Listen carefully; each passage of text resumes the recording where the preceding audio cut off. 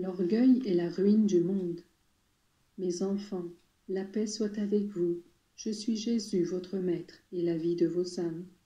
Voici que je vous regarde et que je vous éclaire. La contrition de vos fautes vous purifie, même s'il est nécessaire de faire usage du sacrement de ma miséricorde, comme pour avoir une confirmation, par la voix de mon ministre, que moi je vous ai pardonné. Comme il est beau de vous voir réunis en ce lieu, comme des oiseaux d'une seule nichée, comme les poussins d'une unique mère poule. Moi je regarde notre maman du ciel, et je vous regarde vous, et je me réjouis. Faites en sorte que cette belle union ne disparaisse jamais. Aimez-vous ici et aimez-vous hors d'ici. Si quelqu'un a besoin d'aide, soyez heureux de la lui donner, et que l'aide spirituelle soit réciproque grâce à la prière. Tout doit concourir à unir les cœurs et à consolider cette charité, qui est le fondement, le cœur et le but du christianisme.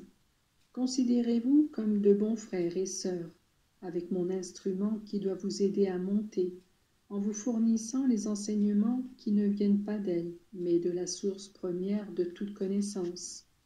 Maintenant, écoutez-moi.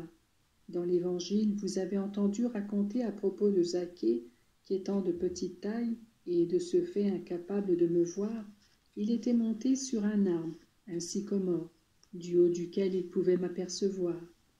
Je passais à côté de cet arbre et j'invitais Zaché à descendre, parce que je voulais entrer chez lui et parler avec lui. Mes enfants, il y a un autre arbre, l'arbre de la vie, ma mère, qui a produit le fruit que vous connaissez bien, le Fils de Dieu fait homme. Si vous vous estimez petit, et il est très important de l'être, vous aussi, comme Zaché, vous pouvez montrer cet arbre prodigieux et bienfaisant, et recevoir d'elle, de ma mère, secours et grâce. Il vous faut cette vertu, dont elle vous a donné un exemple très éclatant, l'humilité. Pardonnez-moi si j'insiste. Le péché qui a ruiné pour toujours les anges a été l'orgueil. Celui qui a ruiné vos premiers parents a été l'orgueil. Et c'est encore ce péché capital qui ruine le monde, en donnant aux démons tant d'audace et tant de force. Faites-vous petits, de plus en plus petits, mes enfants, et les bras de ma maman s'écarteront comme des branches pour vous accueillir, vous recevoir et vous faire partager le fruit de la vie de son fils premier-né. Vous voyez comment se comporte le monde? Il veut triompher, non pas dans le bien toutefois. L'orgueil remplit et conduit les pensées de la majeure partie des hommes comme un ballon qui, en se gonflant, s'élève dans les airs.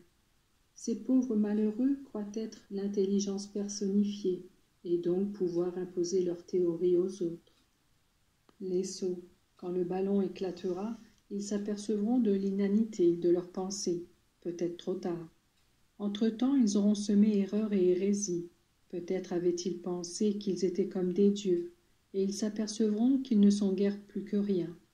Certains ont pensé et pensent accomplir de grandes choses et faire agir selon leur ordre tous les autres qu'ils regardent de haut en bas et considèrent comme des nullités à écraser.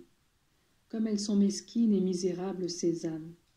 Considérer les autres comme des nullités les rend répréhensibles devant Dieu, et leurs œuvres sont comme de la boue pour lui. Qui veut être l'alpha et l'oméga, et qui doit être le cœur des œuvres, leur moteur. Ainsi les orgueilleux dans leurs pensées, leur intention et leur action se retrouvent les mains vides devant le tribunal de Dieu, et n'ont pas dans la vie le soutien des bras de la maman qui n'accueille que les petits. Je vous dis donc, dans un appel rempli d'aimante insistance, que le mois de Marie soit pour vous une invitation à imiter Zaché, de sorte que les orgueilleux qui vivent auprès de vous s'aperçoivent de ce qu'ils sont et en aient honte. Les œuvres de Dieu naissent de l'arbre de la vie. Jésus, votre frère et votre Père, les protège, et ma mère les alimente et les fortifie. L'une de ces œuvres à laquelle vous donnerez l'élan est la milice en faveur du pape. On doit la répandre partout, et vous, de votre côté, vous ferez tout votre possible. Vous en parlerez avec mes ministres, avec des religieux, avec les enseignants et tous ceux qui sont responsables de groupes de chrétiens authentiques et fervents. Vous devez soutenir l'Église et son chef visible en ces heures si difficiles. les ministres de Dieu qui, en aimant ma maman, font de moi, de l'Eucharistie et du pape, le programme de leur vie, auront de moi des grâces abondantes et du secours. L'efficacité de leurs paroles sera aidée par une voix adamantine, qui leur donnera courage et force. Ici, dans le cénacle de ma miséricorde, je désire que viennent de nombreux prêtres. Ils renouvelleront leurs vœux et ils se consacreront totalement à Marie, faisant d'elle la souveraine de leur vie.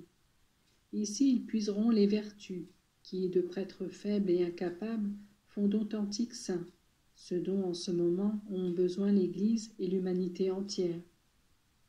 Je suis venu au monde par l'intermédiaire de Marie, et ce sera Marie, ici dans mon cénacle, qui restituera à mon cœur miséricordieux ses fils de prédilection, sur lesquels s'appuie l'espérance d'un grand nombre.